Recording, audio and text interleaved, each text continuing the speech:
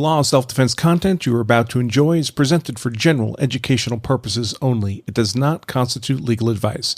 If you are in need of legal advice, consult competent legal counsel in the relevant jurisdiction. Hey folks, welcome to our ongoing coverage of the Minnesota murder trial of Derek Chauvin over the in-custody death of George Floyd. I'm Attorney Andrew Branca for Law of Self-Defense, providing guest commentary and analysis of this trial for Legal Insurrection. Today's content is sponsored by CCW Safe, a provider of legal service memberships, what many people mistakenly call self-defense insurance. CCW Safe, in effect, promises to pay their members' legal expenses if their member is involved in a use of force event, and those expenses start big and get bigger fast, folks. A typical aggravated assault charge, which can happen if you simply point your gun at another person in self-defense, don't fire a shot, don't hurt anybody, can risk a 10 or 20-year felony sentence and cost as much as $30,000 to $50,000 in legal fees to defend, and that's just for the pre-trial expense. If you don't have that kind of money stuffed in a mattress, just in case you're compelled to defend yourself or your family, it can be useful to have a financial partner standing behind you to make sure you have the legal resources you need to fight the legal battle the way you'd want it fought. Now, I've looked at all these types of services you might imagine, and I found that CCW Safe is the best fit for me. I'm a member. My wife Emily is a member. Whether they're the best fit for you is something only you can decide, but I do encourage you to take a look at what they have to offer by pointing your browser to lawofselfdefense.com/CCW Safe. And if you do decide to become a member of CCW Safe, you can save 10% off your membership at that URL, lawofselfdefense.com/CCW Safe, using the discount code LOSD10. That's LOSD for Law of Self-Defense and the number 10. Today we saw testimony from a variety of state's witnesses, including wrapping up the testimony of firefighter Genevieve Hansen, a bystander witness, testimony from Christopher Martin, a clerk in the Cup food store where Floyd passed the counterfeit bill that led to his arrest, testimony from Christopher Belfry, a driver who observed some of the events from his red SUV parked near the intersection, testimony from Charles Mcmillian, an elderly man who was among the first bystander witnesses of the event, and testimony from Minneapolis Police Lieutenant Jeff Rugels, a foundational witness who manages the department's information systems. Really, the only substantively new evidence in the case came from the clerk Martin, with some modest insights, I think unintentionally, added incidentally by Mr. Mcmillian. Most of the witnesses, however, did little more than add more emotional-laden baggage to the trial. Indeed, Mr. Mcmillian himself literally broke down crying on the witness stand to the point where the court recessed for a short time so he could recover himself. Apparently, like Floyd, Mcmillian had also recently lost his mother. I won't spend much time on the testimony of Lieutenant Rugels because it's foundational in nature. For those who may not know, any evidence to be introduced in court must have a foundation, a reason to believe that the evidence is genuinely related to the circumstances of the trial. One cannot, for example, simply introduce a recording of a 911 call, but instead must first introduce testimony from a human being who is in charge of the 911 recording system, who can attest to the genuineness of the recording. That's the necessary foundation required before the recording itself can be admitted into evidence. The Chauvin trial involves a great deal of audio, video, and computer records within the control of the Minneapolis Police Department, and we can expect much of this to end up in evidence in this trial. In order for all this to be admitted into evidence, however, we must first establish foundation, and that's the role that Lieutenant Rugels, in charge of the MPD's information systems, served with his testimony in court today. I'll note that much of the testimony of Rugels involved playing a great many body camera videos in open court, as well as surveillance camera videos, the city's milestone camera system. So if you're interested in viewing those, this testimony would be a great source for that, but kind of a lengthy way to do it. Perhaps at some point I'll break out the various video portions from the overall Rugels testimony for purposes of easy reference in the future. I'll also only briefly cover the testimony today of firefighter Genevieve Hansen, simply because her testimony itself was brief. And of Christopher Belfry, because he just didn't add much substantively to the case narrative. In fact, he wasn't even subject to cross-examination. So with that overview out of the way, let's dive in. So first, state's witness Genevieve Hansen, Minneapolis firefighter. You'll remember that Ms. Hansen is a firefighter who was a bystander witness clad in sweat clothes of Floyd's arrest. Yesterday's court proceedings concluded with Judge Cahill dismissing the jury from the courtroom and chastising Ms. Hansen for being hostile and argumentative with the defense during cross-examination. Ms. Hansen's response to being scolded by the judge for being argumentative with the defense was to become argumentative with Judge Cahill. Judge Cahill was not amused. You can view this on-the-record scolding, after which court recessed for the day, embedded in the text version of today's content. Then the court began the day today with the not yet completed cross-examination of Hansen by the defense. It seemed to me likely that someone had spoken with Hansen about her off-putting conduct the day prior, because she was all yes sir, no sir today. As it happened, the defense really only had one additional question for her on cross. Had she shown the police officers on scene anything identifying her as a firefighter? Her answer? She had not. And that was it for cross of Hansen this morning, and you can view that cross embedded in the text version of today's content. Then the state took the opportunity to redirect, asking Hansen if the reason she hadn't shown identification was because she didn't have it on her person, this being her day off, and she agreed that was the reason. It's unclear to me how that cures the fundamental issue here, however, which is that the officers on scene had no basis to believe she was a firefighter other than her word, the word of an unknown woman who was part of an angry crowd and who herself was referring to the officers using the B word. Hansen's redirect examination, the video of it, is embedded in the text version of today's content. I'll note as an aside that I suspect that one of the reasons the defense was so brief in this last bit of cross-examination of Hansen, why they only had that last question about whether she showed identification to the police, is that they did not want to give Hansen a chance to rehabilitate the very negative image she'd created by her conduct the day prior. If so, good move by the defense. Next up, we have state's witness Christopher Martin, who is a Cup Foods clerk, the clerk who dealt with Floyd. This is a 19-year-old black male, again, at the time, no longer, but at the time he was the clerk in Cup's Food, to whom Floyd attempted to pass the counterfeit $20 bill that led to Floyd's arrest, and to whom Floyd's passenger in the Mercedes had similarly tried to pass a bad bill earlier in the day. Again, Martin no longer works at Cup Food, but he did at the time. Martin's later testimony was largely that of a bystander witness, because he saw the crowd outside and he joined them. And that portion of the testimony added little value in the sense that we've already heard from numerous bystander witnesses with essentially the same viewpoint. His earlier testimony today, however, centered on his personal interactions with Floyd inside Cup Foods, and also out by Floyd's car when trying to get Floyd to make good on the cigarettes he'd purchased with the bad bill. And that did add substantive value to the trial narrative. Unfortunately for the state, it seemed to me that this substantial value was to the benefit of the defense rather than the prosecution. Several key facets of Martin's testimony could really only be characterized as favorable to the defense, including 1.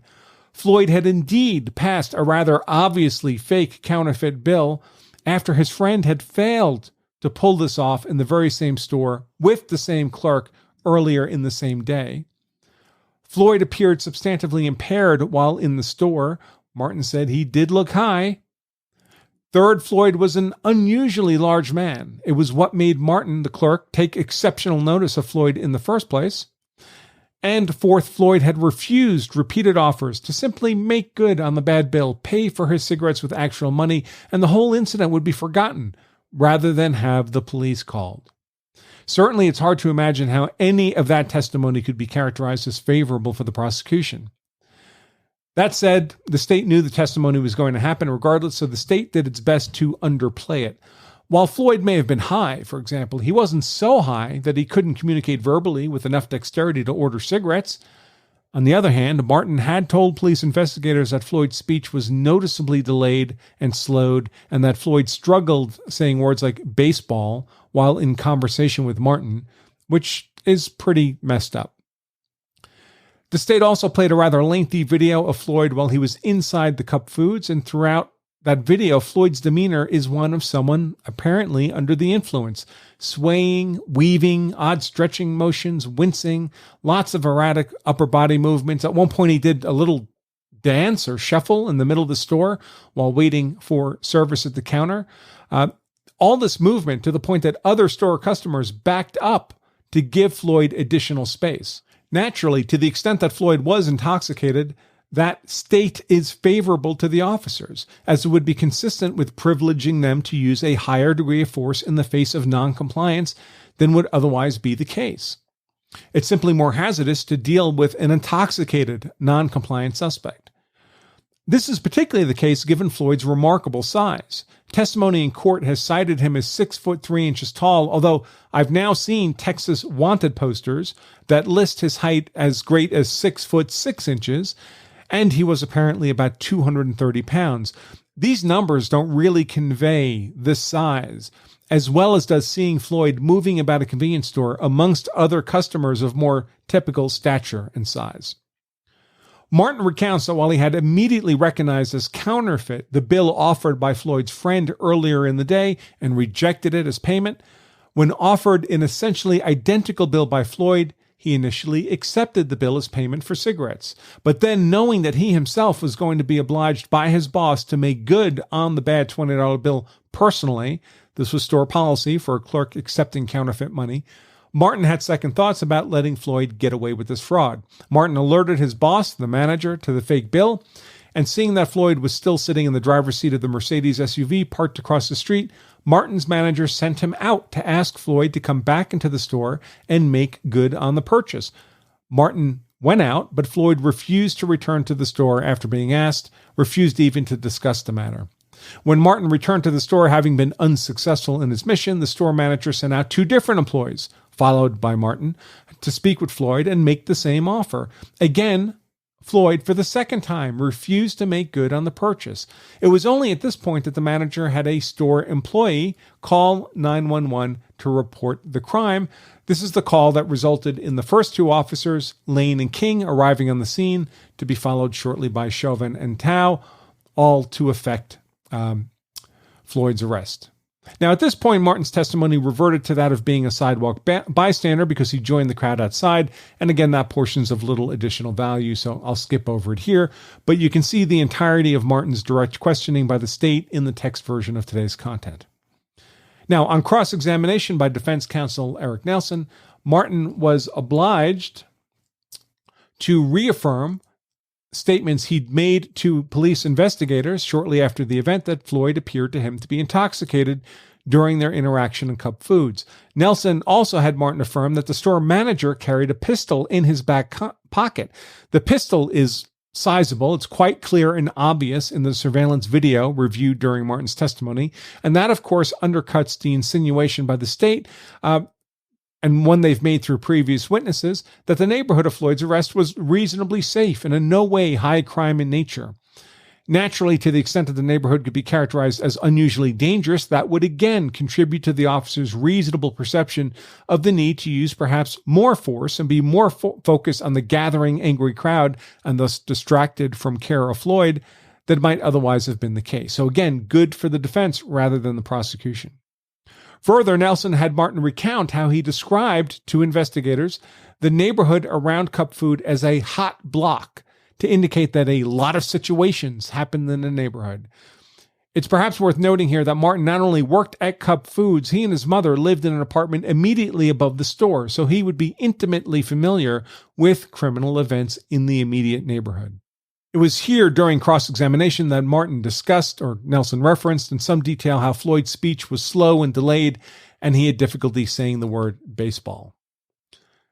Nelson also highlighted that whereas Martin had immediately rejected the fake bill offered by Floyd's friend earlier in the day on the grounds that it was obviously fake, he initially accepted an essentially identical bill from Floyd, despite agreeing that it was equally fake in appearance. Could the difference in response be due to Floyd's unusually large size and intoxicated demeanor? Both factors that officers would also consider in making use of force decisions when Floyd refused to comply with lawful arrest. If such considerations were reasonable for the clerk, could they be unreasonable for the police? In a moment of testimony that I'll concede maybe laugh out loud, when asked about his perception of the anger of the bystander witness and MMA security expert, Williams, Martin told Nelson that it wasn't so much that Williams was angry, he was just defending himself because Officer Tao had pushed him. This would be when Williams aggressively advanced off the curb into the street and towards Tao and the other officers, and Tao held out his hand to stop Williams' progress. Self-defense indeed. Nelson also managed to get Martin to describe how he physically restrained another bystander witness who was apparently sufficiently heated and angry to require physical restraint. This again undercuts the state's claims and the claims of the same sort made by some of the state's witnesses that the crowd was in no way conducting itself in a manner the officers might reasonably perceive as threatening. Au contraire, by the witnesses' own testimony. The cross-examination, the video of Martin, is embedded in the text version of today's content. Now, the state did do a very brief redirect of Martin, in which they had Martin describe Floyd as having a friendly demeanor in the store, just living life. Unfortunately for the state, Martin closed these remarks by saying, "But he did seem high." There was a similarly brief cross-examination by the defense in which it was once again emphasized how readily Martin had rejected a counterfeit bill offered by Floyd's friend, but then reluctantly accepted an equally obvious fake bill from Floyd himself. And that was that for the state's witness, Christopher Martin, at the time of the events, a clerk at Cup Food. Now, the next witness was Richard Belfry, who was a driver of a red SUV. As already noted, I'm not going to spend much time on this witness. He was a 45-year-old black male, but he didn't add much in terms of value to the narrative. Indeed, the defense did not even bother to cross-examine Belfry. In brief, Belfry and his fiancée had driven to Cup Food to buy, food. He drove a red SUV and initially pulled up behind Floyd's black Mercedes at the curb outside China Wok restaurant, just in time to observe Floyd's interactions there with officers King and Lane. During this time, his fiancée went into Cup Food to pick up their meal. Belfry took the opportunity, while parked behind Floyd's Mercedes, to make a short video recording of what he saw. When he heard sirens, he grew concerned about ending up trapped in that spot, decided to move his vehicle, so he drove it across the street, parked at the curb opposite, or I should say beside Cup Food, where his fiancée had gone inside to get their food order. She rejoined him now. And while parked at that curb, the opposite side of the street, Belfry took the opportunity to make another short video recording, this time of Floyd, now handcuffed, being walked across the street to the squad car outside of Cup Food. Shortly after this, Belfry left the scene. Now, neither of Belfry's two short videos nor his personal observations added really anything to the narrative of the case that isn't better noted from other sources of evidence. But nevertheless, I've included video of Belfry's direct examination. There was no cross in the text version of today's content. The last substantive witness of the day was state's witness Charles Mcmillian, an elderly bystander witness. Charles Mcmillian, a 61-year-old black male, provided very emotional testimony about the events of that day, at one point breaking down and sobbing in tears to the point that Judge Cahill recessed the court for a short time to allow him to recover. All of that, by the way, appeared to me to be completely genuine.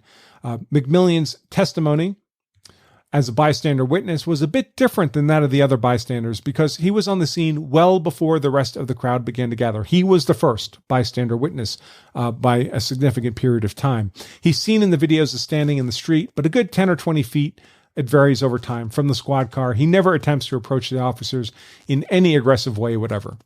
Mcmillian can be heard in the various videos, in fact, as the voice urging Floyd to comply, not resist, to get in the squad car, to make things easy for himself. When asked his motivation for this, today Mcmillian said he'd had his own interactions with police and had learned that once the cuffs were on, it was best to just accept that you were going to be arrested and to stop resisting. Unlike many of the prior bystander witnesses, Mcmillian gave me no sense that he was attempting to slant his testimony in a manner to favor the prosecution. Certainly, it's Mcmillian's perception that Floyd had been badly treated by the police and perhaps even that the police were responsible for Floyd's death. He's certainly not pro-defense, but Mcmillian appeared to be telling the whole truth as he believed it. Nevertheless, there were several moments during Mcmillian's testimony that I felt very much favored the defense, the officers, despite the emotional scene of Mcmillian's breaking down in tears on the stand. First, at one point, the prosecution's rolling body camera footage showing the officers moving towards Floyd. This is during direct questioning of Mcmillian. And as the officers position themselves to do a full-body restraint, Floyd deliberately kicks out at the officers with both legs. I personally had not seen that before, at least don't recall seeing it before. It was this kicking conduct that led to the officers sending Tao to look for ankle hobbles in the back of the SUV and why they were so determined to restrain Floyd's legs from that point forward. Second, while being questioned by Prosecutor Eldridge, Mcmillian was asked how Floyd appeared to Mcmillian while being restrained, with Chauvin's knee on Floyd's neck. I expect Prosecutor Eldridge was hoping she'd get a reply along the lines of, he looked like he was being killed. Instead, what Eldridge got was Mcmillian stating that Floyd had foam running out of his mouth. Or perhaps stunned Eldridge responded with, foam in his mouth? And Mcmillian immediately affirmed, yes, foam in and out of his mouth. Well, folks, foaming in the lungs, and by extension out the mouth, is of course a notable indication of pathological fentanyl overdose. This would obviously reinforce the likely defense narrative that Floyd was killed not by Chauvin's knee, but by the threefold fatal dose of meth-fentanyl speedball drug cocktail he rapidly ingested to avoid its discovery by the police while he was being arrested a few minutes earlier. That was about all the substantive value contained in Mcmillian's testimony on direct. When it was time for Nelson to conduct cross-examination, he briefly consulted with Chauvin, then announced he had no questions. This was likely the smart play. It seemed to me there would be little upside to cross-examining the elderly and emotionally distraught Mcmillian, much as was the case with 9-year-old witness minor number 2, and potentially a lot of downside if aggressive cross proved necessary. So the state's direct of Charles Mcmillian, again, there was no cross-examination, but the state's direct, the video of it, is embedded in the text version of today's content. Finally, the last witness today was state's witness Jeff Rugel, a lieutenant with the Minneapolis Police Department. He was called for foundational purposes, as already described, and that being the case, it doesn't seem useful to cover his testimony in any detail. The individual videos introduced during the testimony may prove useful, but if so, I'll break them out individually so we can discuss them substantively in appropriate context. Finally, after Lieutenant Rugel, the jury was dismissed for the day, but he was kept because there was some additional court business. In particular, the defense, Nelson, wanted to admit into evidence fuller-length versions of the body camera and city surveillance camera footage than the state had offered into evidence. The state had offered abbreviated versions of that footage. Further, the defense wanted that video introduced in such a manner that it could be manipulated using the MPD's own software systems, which allowed for a zoom and pan ability not equaled in the versions the state had offered into evidence. Nelson offered his version of the videos to Judge Cahill, for review. The state said they had no objection to the video on foundational grounds. How could they? They just conducted a very lengthy direct questioning of Lieutenant Rugel precisely to establish foundation for all these videos. But they did say there would likely be admissibility objections later. Now, why would the prosecution want to object to the admissibility of the video gathered by the body and surveillance cameras owned and controlled by the Minneapolis Police Department itself? Good question. Things that make you go, Okay, folks, that's all I have for you today. Join us again tomorrow right here at Legal Insurrection for our ongoing live coverage of Minnesota versus Chauvin. Until then, I'm Attorney Andrew Branca for Law of Self Defense, guest commenting and analysis for Legal Insurrection. Stay safe.